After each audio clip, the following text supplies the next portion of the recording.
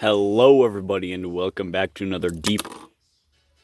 Hello, everybody, and welcome back to another Deep Ogre review. Today, we're going to be taking a look at the Transformers Netflix Earthrise War for Cybertron, a Soundwave. Now, there is a lot of controversy going on with this figure because he's fucking hard to find.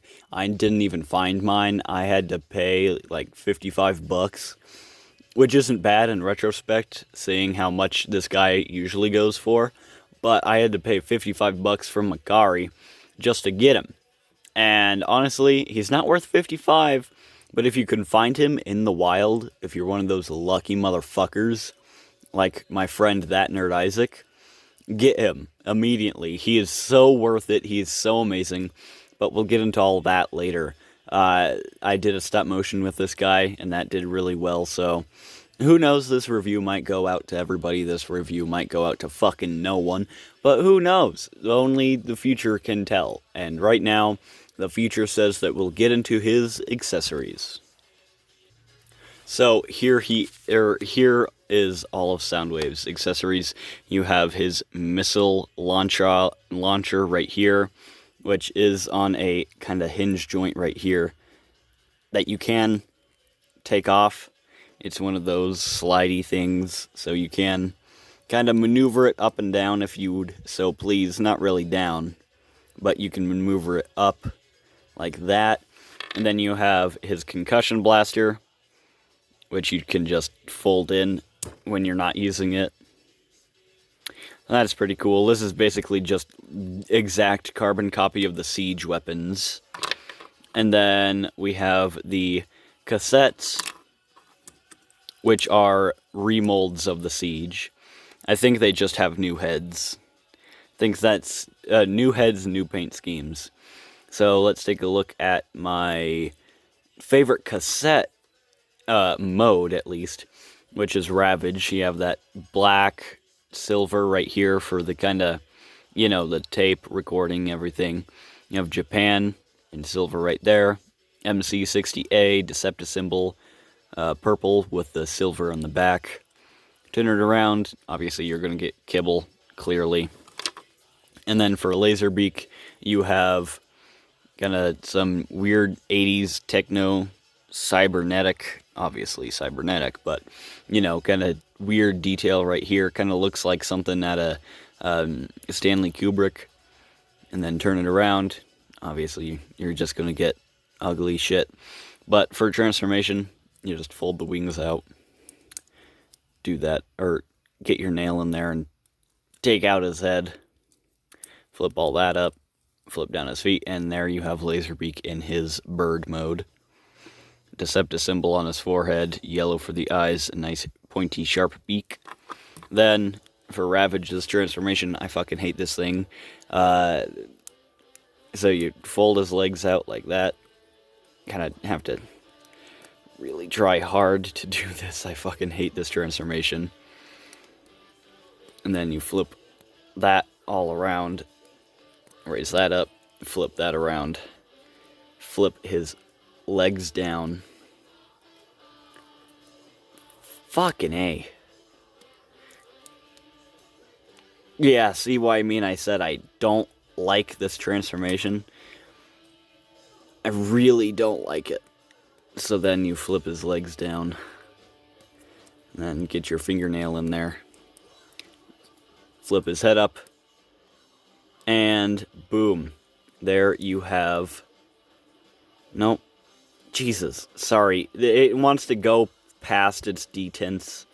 There you have Ravage in his Jaguar mode, I think it is. Yeah, Jaguar mode. It's not bad. I just don't like it. You have his classic G1 missile thingies. His weird wolf-type face with silver eyes for some reason. This and this are new head sculpts. That's pretty much the only new piece on them is the head. Besides the paint job, same exact fucking thing. Basically, that's it for his accessories. He did come with that little pistol weird thing that the Siege one came with, but I can't remember where I put it, honestly, so you're just gonna ignore that. Plus, we all know what that thing looks like, so there. So, getting all of the accessories out of the way, here we have Soundwave himself, and I know it doesn't look right without a cassette in his chest. Personally, I think Ravage looks the best, but the easiest to transform is Laserbeak, so there we go. That's all better. It is sharing a lot of resculpting from the Siege one, like a lot, or old sculpting and reused parts from the Siege one. You have that head, finally with red eyes, which the light piping is just as good as it was on the Siege one. So there you go, you don't have to customize your Soundwave to have red eyes anymore. It is the same head sculpt as Siege. Very, very nice, very Soundwavy. I fucking love this thing so much. And you come down to his more kind of G1 accurate chest. Those two gold lines coming across right there, the yellow rimming the the cassette chest. This is the same chest piece as Siege, just without all that cracked glass detail, which I kind of miss. At the same time, I really don't. And then you have a Decepticon symbol with some white outlining on there, and a yellow stripe right there. You have that gray button that you can just unhooks the cassette chest. Then, for his shoulder, you have that nice silver right there. The arm is a same sculpt, I think, besides the shoulder. I might be wrong on that, hold on. So, yes, it is two different sculpts. My Siege one is all beat up because I customized it and then it broke on me, so. Two different sculpts for the shoulder.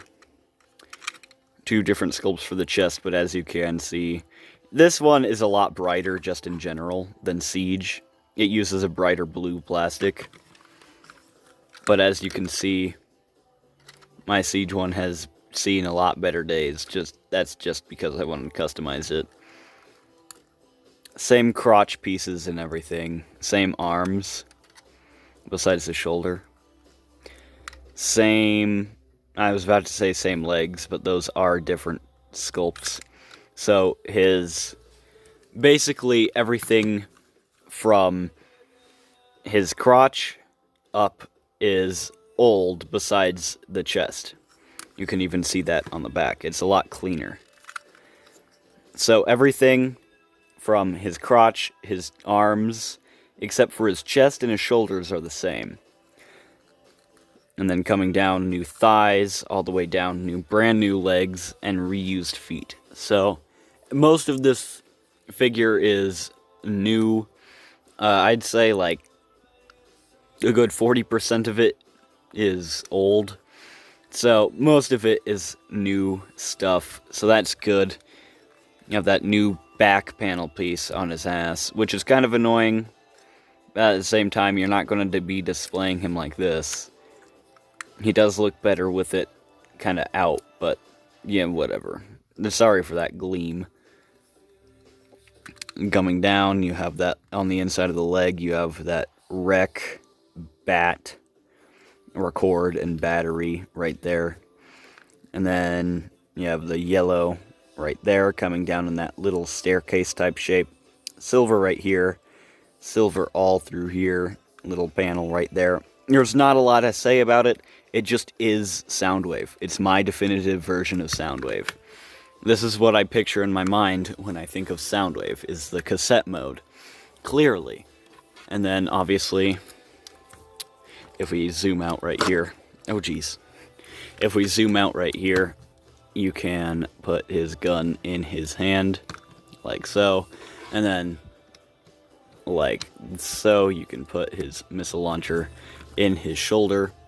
And then, obviously, you already saw me put a cassette in there. So, for this figure, it's amazing. I really love Soundwave. He is in my top 5 favorite characters in Transformers. If you don't know, my favorite character is DevCon. That's a deep cut. But he's a really nice robot mode, really good. Nice for what you get.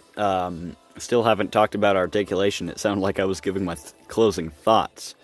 But the details on this guy, very nice. I kind of wish that his arms were smoother. like a new sculpt, because I like more of a streamlined Soundwave. But yet again, Studio Series 86, it might give us a new Soundwave.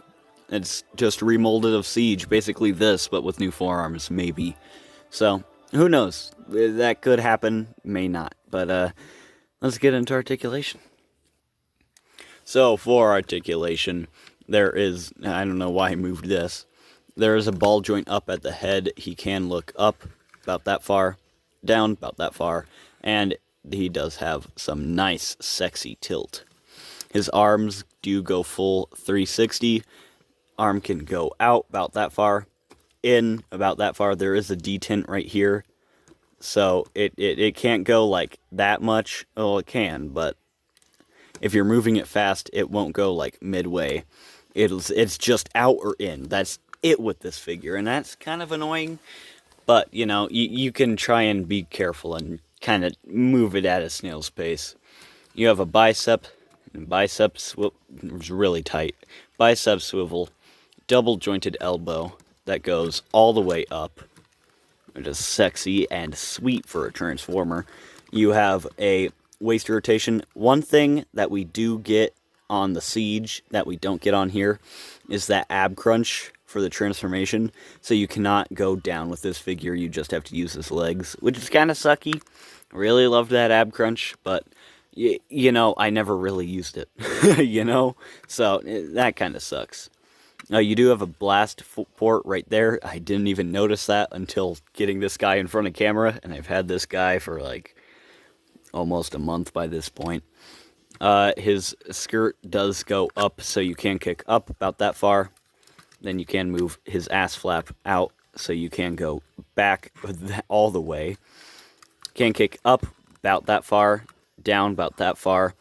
A thigh swivel, single jointed, I was about to say elbow, knee, and then a ankle pivot. Here he is next to Transformers Studio Series 86 Thought Rod, and here he is next to the Transformers Kingdom Megatron. Yes. Here he is next to the Transformers Kingdom Cheetor. I fucking hate this thing. And here he is next to the Transformers Siege Soundwave. Clearly this one has seen better days. I just customized it, and then while it was in my backpack, I fell backwards and snapped the arm, so I had to glue that. So I keep this one in a bin. This one is definitely going on the shelf. So for everything you can do with this figure, I really think that the articulation is good. Now, let's get into the transformation. I have some words for the alt mode.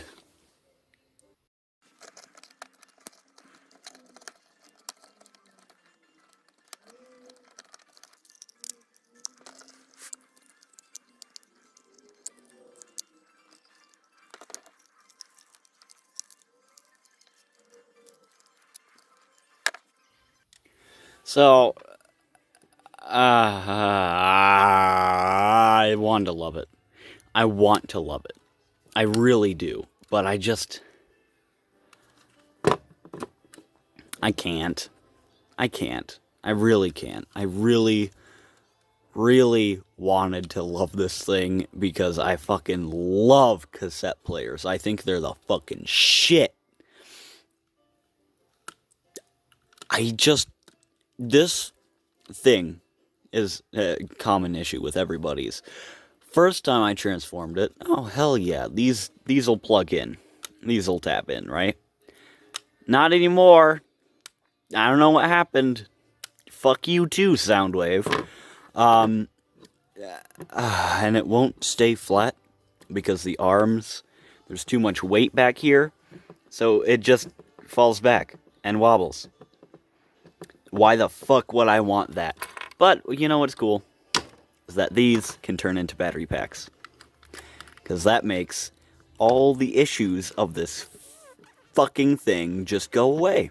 That makes it all go away. Battery packs. Look, guys, battery packs. Just like the 80s. Just like the 80s. Battery packs. Why are there gaps? I don't understand. You couldn't... It's gappy. Look. Look. You could see my hand. You could see my hand through the gaps right there. You could see my hand. That is just not...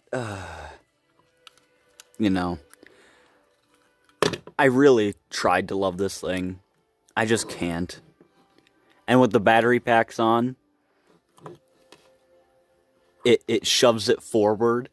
So instead of fixing the problem of it falling backward, it just shoves it forward. I tried. That's all I can say is I tried. So if you like it, good for you. If you hate it, good for you. I'm somewhere in the middle. I don't hate it, but I definitely don't fucking love it. That's for damn sure.